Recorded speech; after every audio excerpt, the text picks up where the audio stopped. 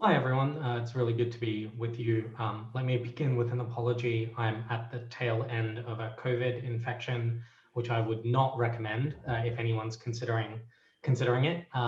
So if I start coughing uncontrollably or faint at any point during this, it's not because of the horrors of Brexit implications. It really is just the tail end of COVID.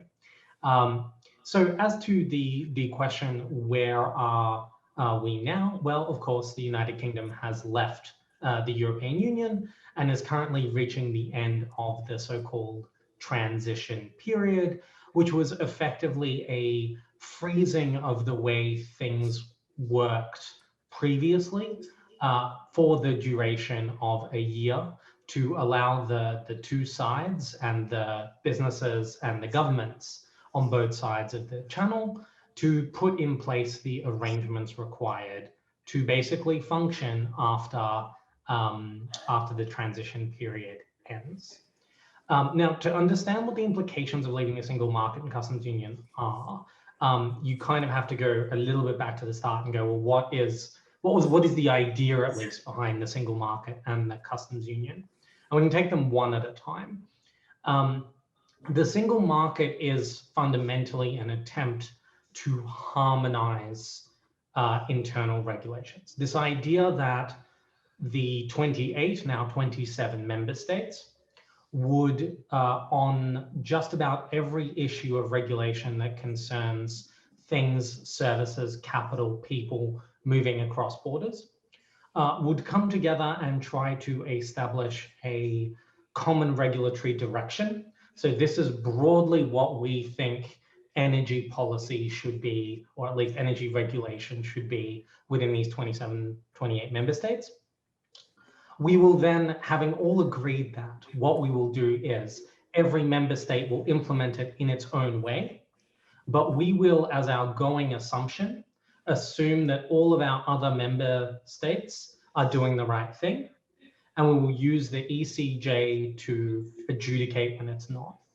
So you can think of the single market as in a whole range of regulatory issues, from what constitutes a adequate pilot license all the way through to what kind of wood the pellets and containers that move things across borders should be.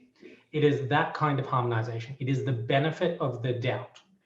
So it's basically saying, while the UK and during the transition period, the UK's regulations are assumed to be good enough for the single market. Once the transition period ends, regardless of what happens in the free trade agreement, a couple of things change. First, that assumption of automatic alignment and coherence goes away. So the UK, in a whole range of areas, will need to actively prove, sometimes at a per shipment or per transaction level, that its pellets are good enough for the EU, that its beef is safe for the EU, that its airline components are safe enough to land in the EU airport. So there's that component. Secondly, the UK will no longer be part of this decision-making process of what the regulations should be, which means that UK interests won't be considered kind of as a priority in that decision-making process. And that's more of a medium to long-term problem. But basically it means that EU regulators will not only not have to consider the interests of UK businesses when they regulate, but also might actively look for opportunities to draw some jobs away from the UK. And finally, there will be areas of single market competency and single market, I suppose, openness, where the UK will find itself locked out because that part of the single market in areas like retail banking simply isn't open to non-EU member state businesses. And that will require some adjustments, that will require some corporate structure, jiggery pokery, it'll require moving some staff, and in some places it'll mean that elements of some businesses aren't able to continue. That's a single market. In the customs union, in terms of the customs union, the goal was effectively to try to make moving goods between London and Paris as close as possible in terms of bureaucratic burden to moving goods from London to Hull. So effectively, the goal of the single market and customs union together, when it comes to goods trade within the European Union, is to make those kind of movements no longer an export movement at all, just like you're moving something within a single contiguous territory. What the end of the customs union or the UK's participation in the customs union will mean in practice is that now when you move something, goods, into or out of the UK and the EU, you will now have to firstly deliver a lot more paperwork at that border than you did before. You effectively have to inform, for example, the European Union authorities or the UK authorities exactly what you're transporting, exactly which of the 13,000 tariff codes each element of your consignment would fall under, exactly how much it would cost, and exactly what tariffs it should be paying. Now, what the free trade agreement might do, if they actually manage to get it over the line, is give you the option at that border to say, this is exactly what I'm carrying, but I have proof that it is British, that it is made in the UK, and I can demonstrate that through a whole stack of paperwork and documentation, and therefore you don't have to charge me that tariff. But it's still a significantly higher paperwork and logistics barrier at that border, and a free trade agreement won't do anything about that. Just to deal with, and when trade experts tend to talk about borders and friction, this is what we're talking about. So there is tariffs, which generally isn't considered friction, is just a barrier. It's like a hurdle you have to jump over. And then there is everything else. The bureaucracy and the paperwork and the tests and the forms and the certifications that you need in order to get something into the European Union or vice versa, to demonstrate that it is safe for the European Union or UK market, and to demonstrate that you have paid all of the relevant fees, taxes, or at least can demonstrate what they should be and why you don't have to pay them on this particular consignment. That is what we refer to as friction, all of that stuff, because it doesn't prevent entry into the market, it just makes it more painful. And when I say painful, I generally mean expensive and time consuming. Is an extension possible beyond 1 January?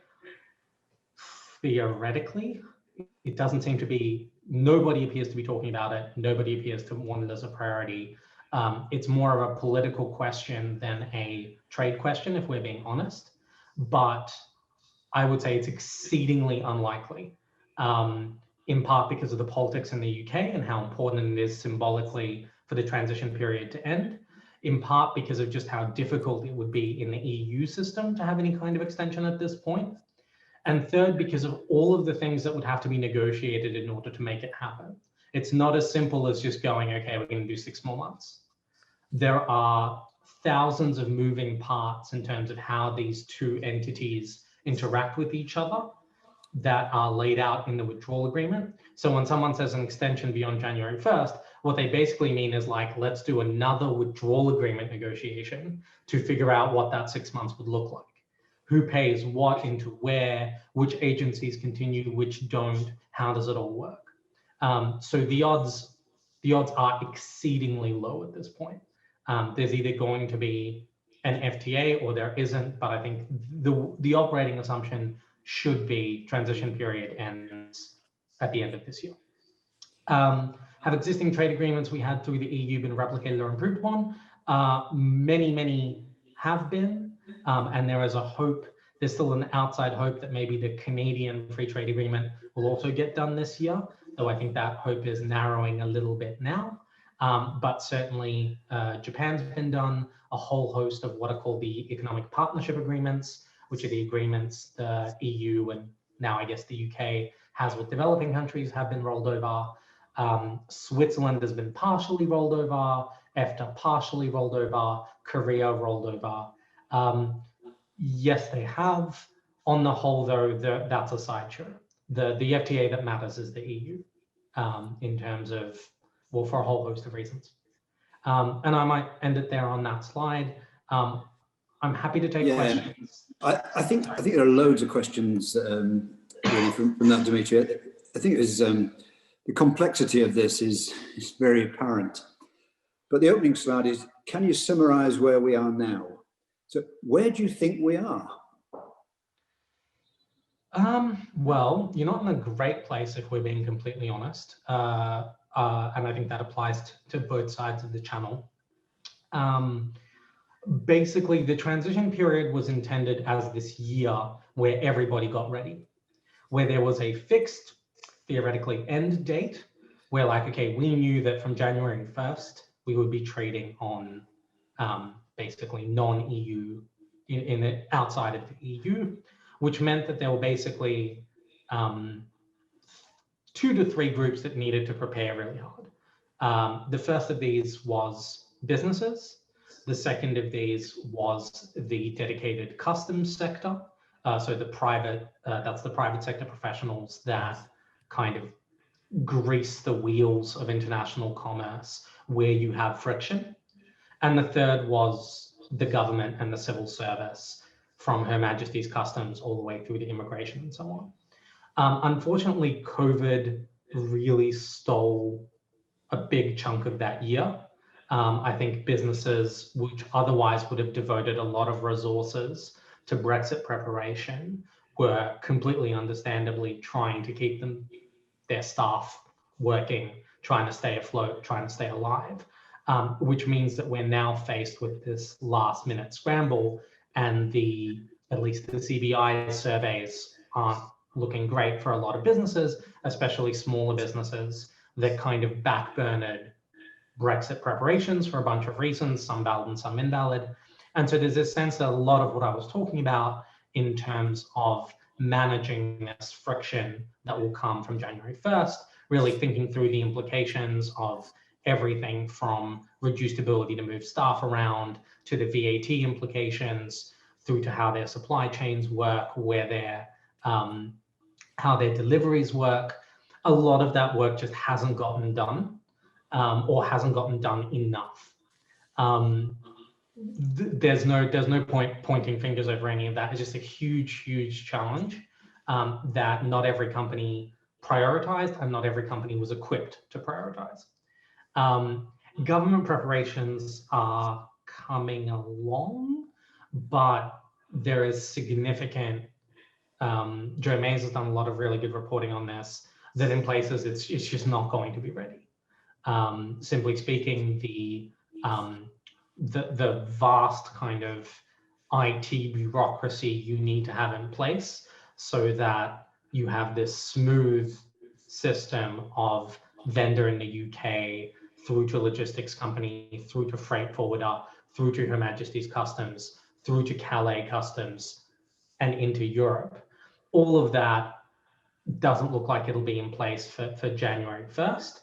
And it doesn't look like that logistics companies and freight forwarders are as on the ball as they necessarily should be to make that a smooth transition. Just to interrupt you there, sorry. Please. Given there's a lot of posturing and uncertainty as to the status of the negotiators, what's your view as to where that's going to end up? I mean, it's obviously an opinion from you. You can't give us any facts on this, but what is your opinion? And if there is a deal, does that make everything else go away? So my opinion is still 60-40, they get the deal done. I don't actually believe the two sides are that far apart.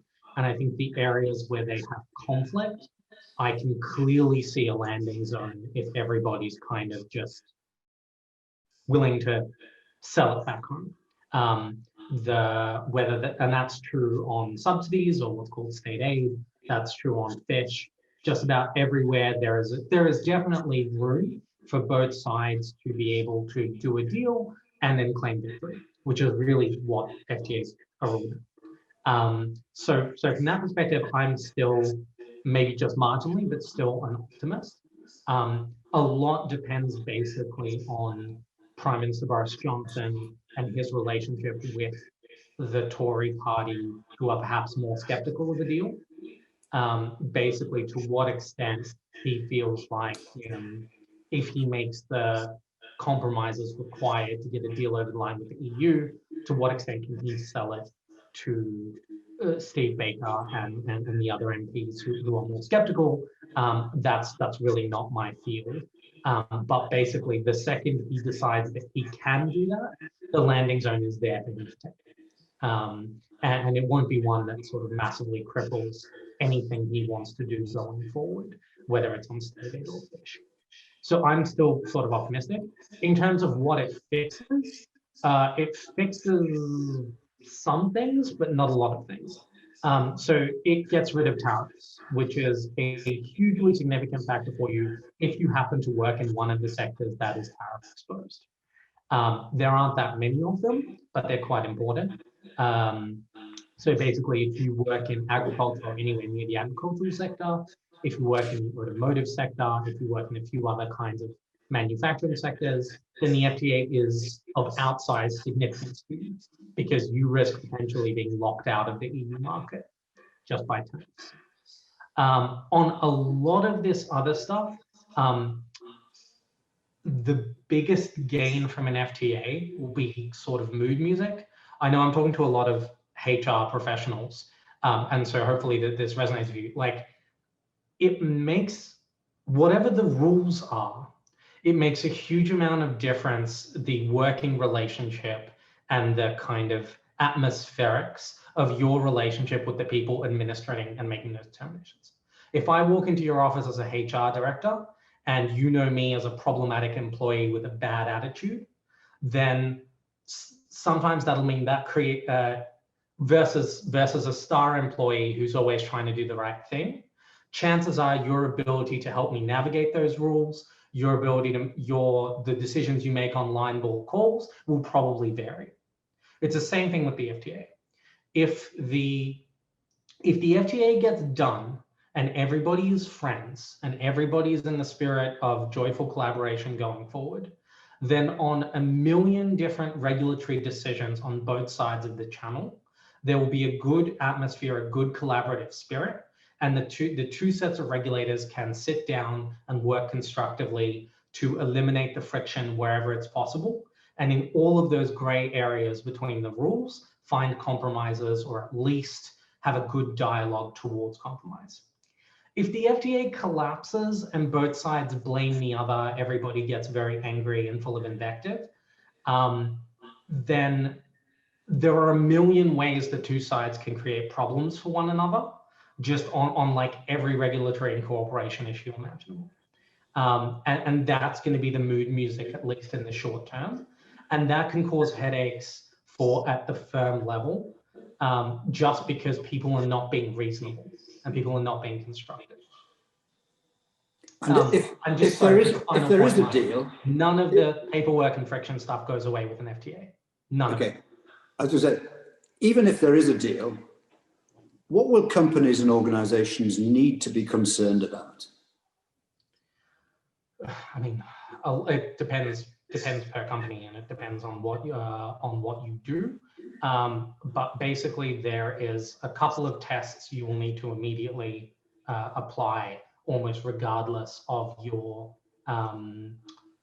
industry. The first one is a simple market access test. Are you still allowed to sell whatever it is that you sell to your EU clients? In some cases, the answer to that will be no. This is a simple market access thing. There are certain services, especially, that it is simply illegal to sell to EU citizens from outside of the European Union. This applies in financial services, it applies in insurance, commercial banking. There are also graduations of subtlety within that. So for example, if you are an architectural firm, it is important to know whether, for example, a French citizen will be able to receive planning permission off the basis of an architectural plan that you design. So basically, you almost have to take everything that you do in all 27 member states that you sell to, if that's however many you sell to, or at least where your key markets are, and ask that fundamental question of, am I allowed to still keep selling this thing in the way that I have been selling? That's kind of your market access barrier. Your second barrier, your second question is what trade negotiators call national treatment, but it's basically how do you prove you meet EU standards? Because again, once you leave the European Union, a lot of that automaticity will go away. So you will have to check like, okay, if the European Union requires that the IT professionals we send over have the following qualifications, what will I actually need to present to European Union authorities in each of the member states I work in to demonstrate that we meet the rules? It's not enough just to meet the rules, you've got to prove it. So what are the requirements that you need to meet in order to demonstrate that you meet the EU rules? And often that'll be the more painful part than just meeting the rules. So that's kind of the second point of call. The third port of call is data. To what extent do you hold the personal and private data of European Union citizens? To what extent do you process that data? Whom do you share it with? And are you allowed to continue storing it? The decision on what's called GDPR adequacy, so this is the European Union's privacy legislation, is still pending and is likely to be pending until like December, if not later, which potentially means that if it goes the wrong way, unless you have effectively incorporated the entirety of the GDPR EU legislation into your contracts, sometimes at a per vendor and sometimes even at a per user level, you are potentially exposed to massive fines if you hold EU citizen data or process EU citizen data. And by the way, EU citizen data can be like email addresses. We're not talking about dental records here. So again, I'm not a data lawyer, but it's something to think about and keep one eye on, which is how you process that data. And finally, something to think about is how you move staff around between your UK offices and work that they do in the EU. Almost regardless of what happens in the FTA, you will likely need to apply for visas to move those staff around. You will need to do that at a member state level. There's no such thing as an EU visa, and you will probably have to do it per visit, which means that if you have staff that are not EU citizens, your ability to dynamically move people around for the purposes of doing temporary work will be impeded, or at least far more annoying than it used to be, and far less certain. Because I mean, applying for a visa, even if you've done everything right, is still sometimes a capricious process. So those are kind of probably the four areas I would begin. I recognize it's not like super detailed and helpful for an individual. No, that's very, Dmitry, that's extremely interesting, if a bit discouraging. But just to break it up, no one ever hires me to feel better about their lives. just to break it up a little bit, let's see if we've got a question or comment from the audience. Any takers? Mike, it's Quentin. Hi, Quentin.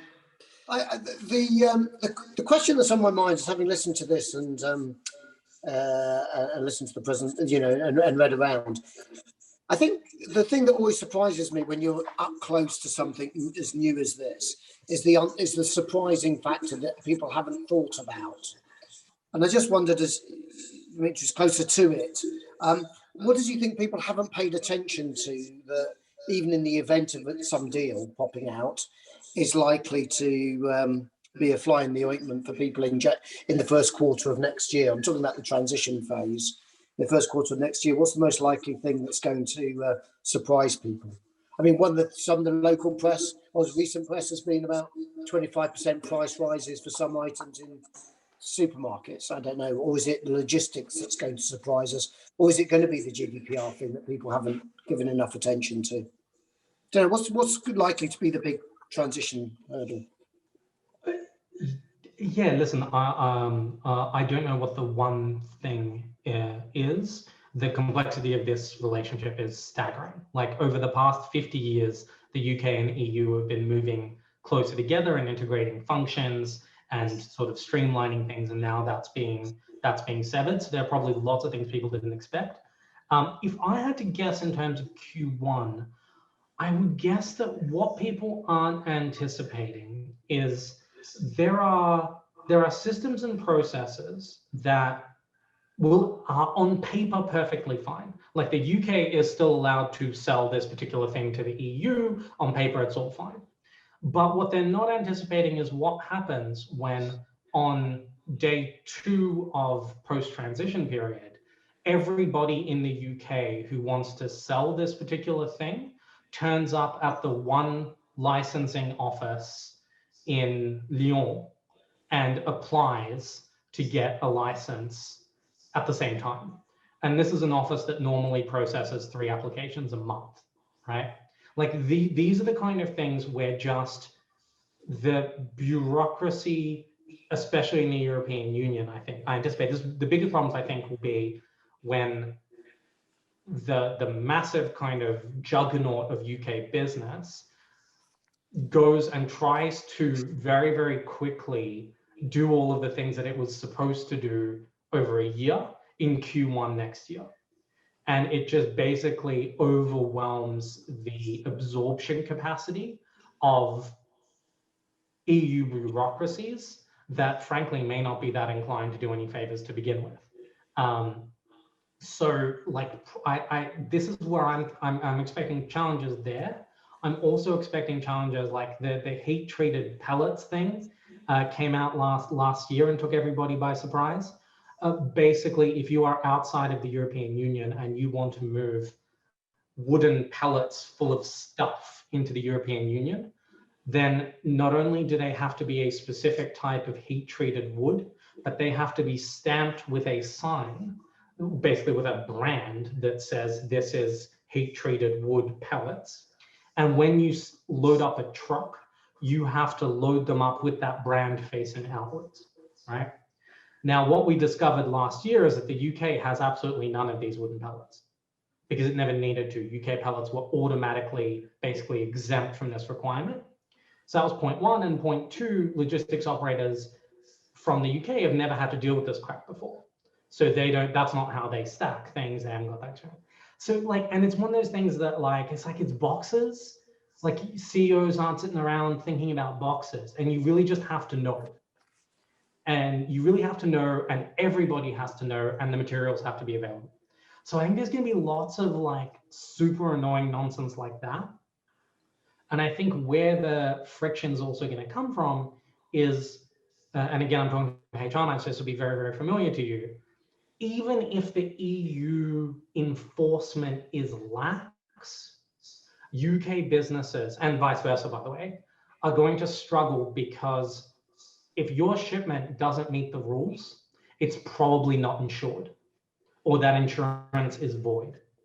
And I'm sure you guys wouldn't let your company move, you know, a truck with $80 million of audiovisual equipment if your insurance on that truck wasn't absolutely rock solid. So where you're going to run into problems is like, something's not quite right. The EU is happy at a working level to look the other way and just go, yeah, cool, go on. But then you guys or your compliance people in the firm turn around and go, yeah, but hold on. If you send this truck, it's not covered by insurance. The driver's not covered by insurance. The union will eat us alive. We're facing massive liability. No bloody way is this leaving the warehouse. So that's where I suspect some teething problems in the first Q1, Q2. Okay, great. And before we move on, let's see if there's another question there. Who else has got a question in the audience?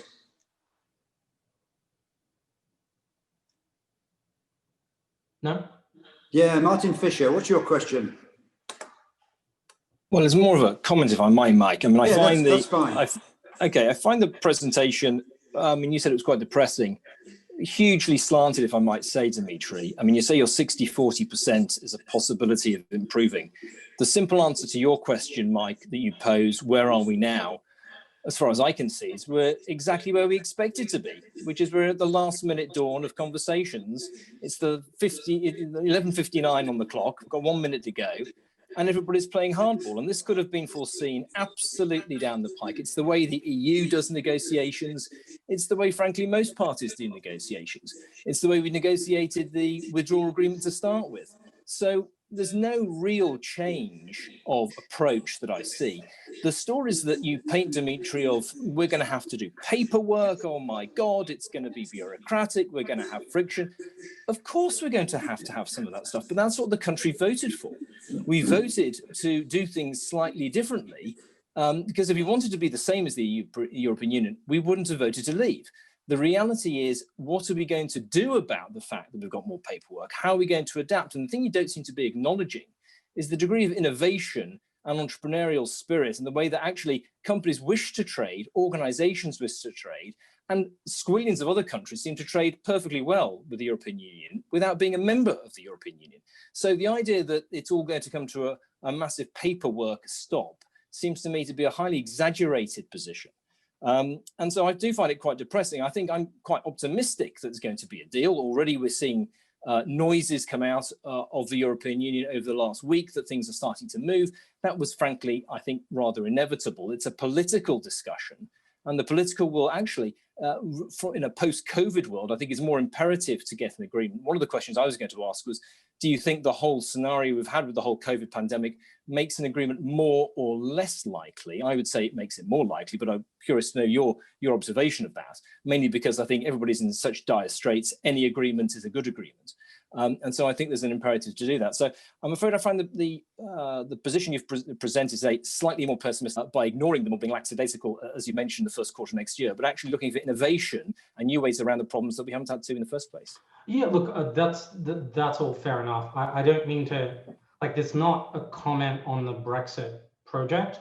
I'm identifying where the pain points are that you have to innovate around.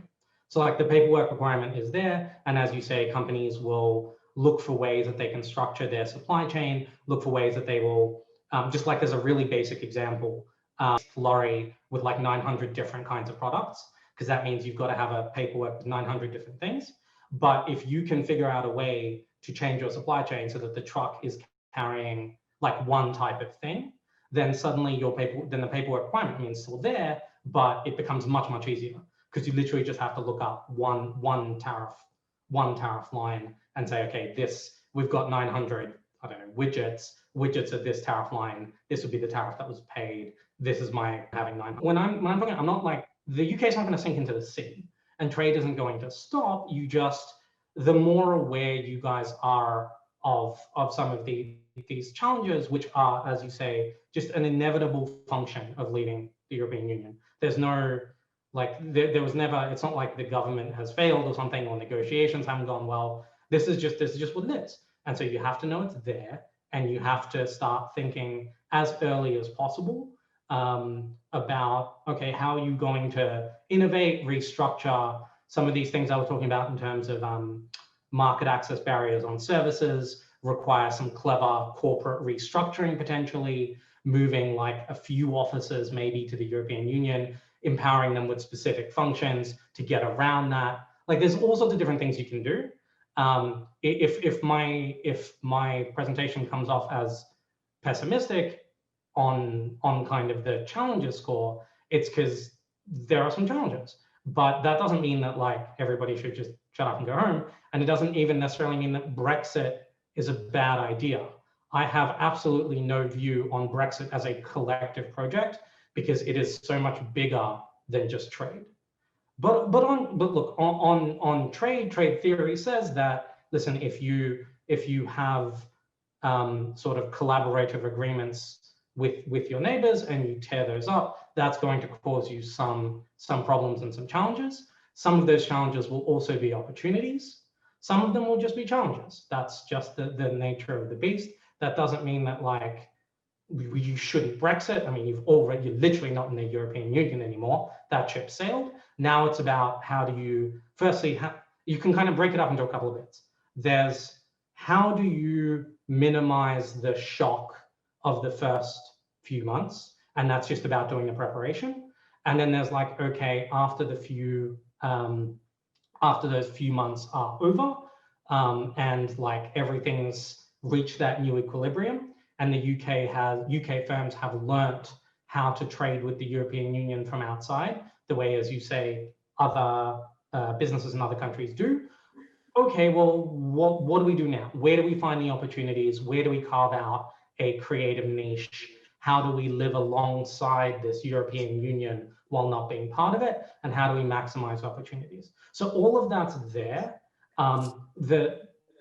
The ability to innovate, however, the ability to innovate and adjust does require being pretty clear-eyed about some of these challenges without sort of drawing aspersions or drawing on Brexit as like a project or as an idea. As to what you said about negotiations, I completely agree. The article I wrote about where the landing zone is, which is where I still think it is, I think I wrote in like February, and absolutely nothing has changed since then. Like the landing zone is exactly where we thought it would be, and the two sides just need to kind of vent their spleens a bit for domestic audiences, and then hopefully get into a place where they can sign on the obvious dotted line. What I'm cautious to say is, like, even if they do that, you guys as company, you guys working in big firms, you guys working in business, that won't make all of your problems go away. So you need to also keep one eye on that ball, even as you track this FTA process. A couple more questions here, Dmitry, just to cut across you. Sorry, but it's conscious of time. But good question from Aaron Decker from ABN AMRO. Her question is, could you say a few words about the services industry? And I guess just to extend that a little bit, could you also say a few words about financial services? Sure. So on the service industry, it'll vary very massively. The FTA is unlikely to do very much for services. That's kind of a collective decision of the two sides that early on said that they would like to focus on goods and not get mired in a services discussion. What is most likely to happen in services is that the EU will initially, for a period of 12 to maybe 24 months, look for, in specific areas of services, likely extend unilateral access for a little while. Basically, the European Union is no more keen on a very, very sharp Brexit shock and overnight losing access to the UK's massive services hub. They don't want that rough shock. Their economies don't need it at the moment. So in areas like logistics, maybe air traffic services, they may extend unilateral access. In financial services, things are a little bit more complicated. As those of you who work in FS would know, the UK's regulators and the EU's regulators have basically, as early as 2 years ago, told everybody to start preparing as if there is no deal.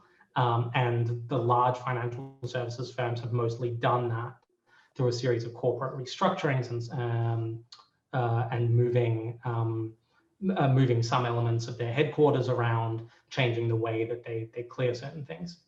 The EU looks like it will probably gradually wean itself off the City of London.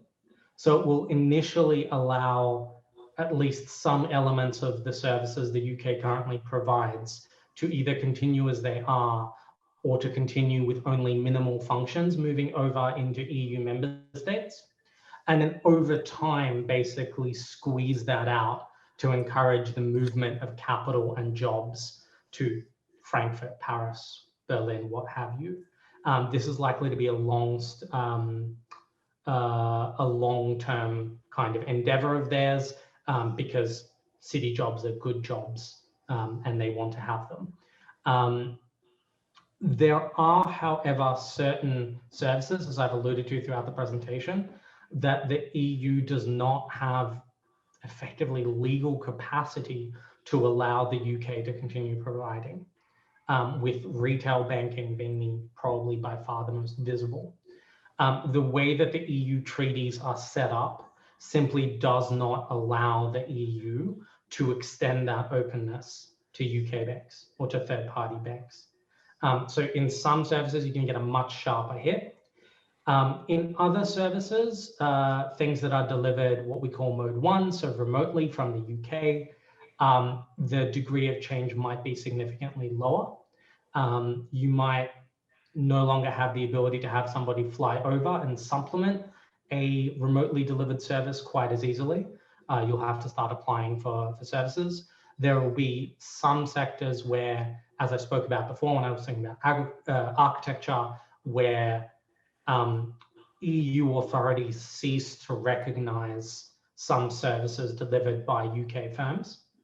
And basically this inability to move staff around may make it slightly harder for you to compete for tenders and contracts within the European Union, because your European Union-based competitors will be able to offer the ability to have on-site staff in a more guaranteed way. However, with that said, it all applies in reverse too, right? So you may have a leg up over your EU competitors now in the UK market because the EU won't be able to easily move staff over, and there'll be certain services the EU may no longer be able to provide in the UK. So there's depending on where you're focused, whether you've got a very expansionist policy or whether you're more focused on the UK domestic market, things will change for you in that way.